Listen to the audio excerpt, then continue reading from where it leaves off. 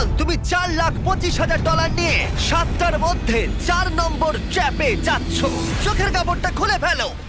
স্বাগত তোমাকে minefield of ডেথে। Oh my god, Jimmy! বিশ্বাস করো, এই পুরো জায়গাটাতে 20টা শক্তিশালী মাইন্ড বোম সেট করা আছে, আর সেগুলো পুরোপুরি লুকোনো রয়েছে।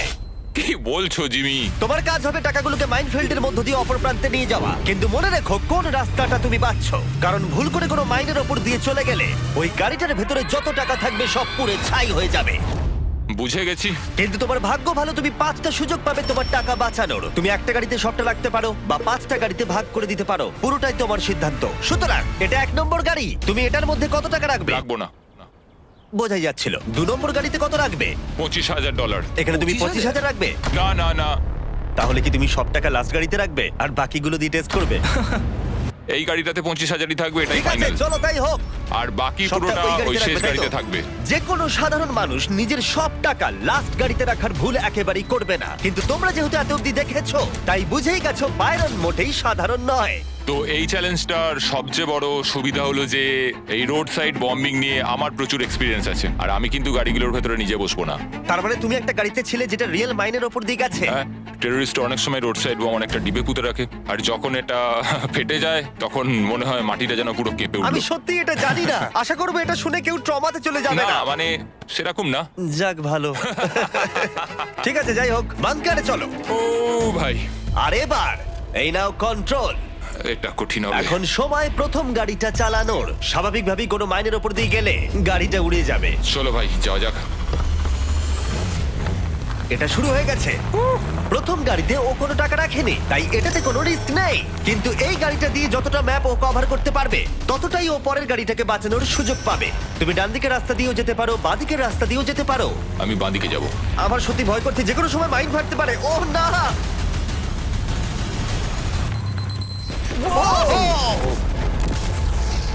ঠিক আছে, বাঁদিক দিয়ে যাওয়া যাবে না। একটা গাড়ি ফেটে গেছে আর 4টে বাকি আছে, কিন্তু এবারে $25,000 বাজিতে রয়েছে। চলো শুরু করা যাক। ও, ও ও এর ওখানে মধ্যে কি করছে? কার্ল! ও কি করছেটা কি?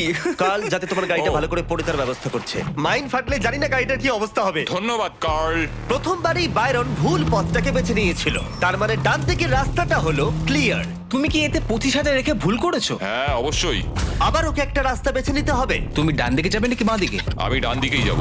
এখনো অব্দি ঠিকই যাচ্ছে। আমি গেলে ওই দিক দিয়ে যেতাম। দুটো গাড়ি উড়ে গেল আর তোমার $25,000 পুড়ে ছাই হয়ে গেল। আমার আর কিছু বলার নেই। ওই টাকাটা দিয়ে তুমি একটা নন এক্সপ্লোড কার কিনতে পারতে। কাল তুমি কিন্তু বেশি কথা বললেও তোমাকে মেরে না দেবে। আমি জানি আমি জানি। ঠিক আছে বাইরন, তুমি একটা গাড়ি নিয়ে অর্ধেকটা যেতে পারোনি, আর মাত্র দুটো তোমার কাছে ফাঁকা গাড়ি রয়েছে। তারপরে তোমাকে এই 4 লাখের গাড়িটা মাইনে ভরা রাস্তার মধ্য দিয়ে নিয়ে যেতে হবে, আর সেক্ষেত্রে রিস্ক আছে পুরো টাকা হারানোর। ও ভাই, দেখা যাক, তৃতীয় গাড়িটা নিয়ে এগিয়ে যাও। দেখি কি হয়। তুমি পারবে, তুমি বোম। তুমি যাও, বাইরে গিয়ে দাঁড়িয়ে থাকো। এবার ভালো ফোকাস করতে পারবে। সত্যি কথা বলতে এখন আমার গাড়ি কোথা দিয়ে যাচ্ছে আমি সেটাও দেখতে পাচ্ছি না। ও, আমি আর অপেক্ষা করতে পারছি না, মাইন যে কোনো সময় ফাটতে পারে। ভাই কিছুই তো দেখতে পাচ্ছি না।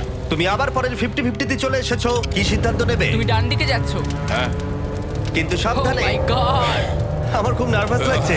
মনে রাখো, ফাঁকা গাড়ি নিয়ে যতটা পথ অতিক্রম করতে পারবে ততই তোমার 4 লাখের গাড়িটাকে সুরক্ষিতভাবে অপর প্রান্তে নিয়ে যেতে পারবে। এখন অব্দি ঠিকই আছে। এবার কোন দিকে যাবে? এবারে বাঁদিকে যাব। তুমি কেন বাঁদিকে যাচ্ছ? জাস্ট মনে হলো এটা খুবই চাপের। হ্যাঁ সেটাই তো হওয়া উচিত। কাল এখন মজা করার সময় না। ক্ষমা করো, এটা পাগলামি। অর্ধেক পৌঁছে গেছি। এখন অব্দি কোনো মাইন ফাটেনি। এখন এই গাড়িটার ফিনিশিং লাইনের মধ্যে একটা বাঁক রয়েছে। আমি এটা পারবোই। ও, ওর কিচ্ছু যায় আসে না, ও প্রায় ও এগিয়ে পৌঁছে যাচ্ছে। গেছে।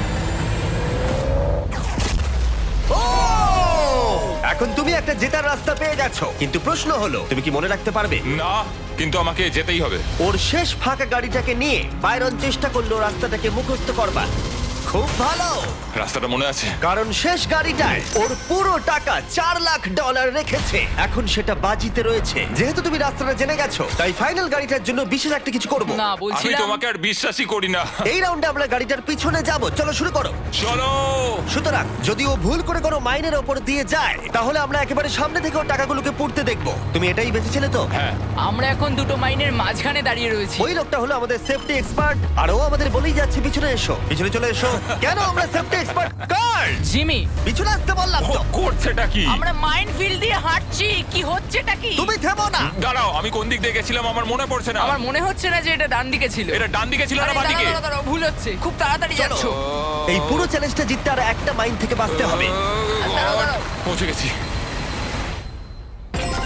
কনগ্রাটস তোমার টাকা সুরক্ষিত আছে এই নাও ধরো আবার গলা আটকে হ্যাঁ, ঠিক আছে আমি বের করে দিচ্ছি এই তো এই নাও ধরো আরে গাড়িটা দেখো আরে চলে গাড়ি যাচ্ছে। গাড়ি দাঁড়াও ওখানে ভাবো যদি এখন একটা মাইন্ড থাকতো ওর ফেটে যেত ও এটা ওর পিছনে আরে আসছে আরে এটার ব্রেক জিমি নেই বললো ওটার ব্রেক নেই আর ওটারই পেছনে চলে গেল হ্যাঁ এটার কোনো ব্রেক নেই ঠিক আছে যাই হোক গাড়িটার পিছনে শুয়ে পড়ো শুয়ে কি পড়ো শোবো যে মাইন্ডগুলোর উপর দিয়ে তুমি যাওনি ও গড সেগুলো আমরা এখন ফাটাবো চলো পরে ডেথ আমরা ট্র্যাপে এক্ষুনি এখান দিয়ে হাঁটলাম যা ভেবেছিলাম তার থেকে বাইরন অনেক ভালো খেলছে কিন্তু আশা করছি পরের চ্যালেঞ্জের টুইস্টটা দেখে ও ভয় পেয়ে যাবে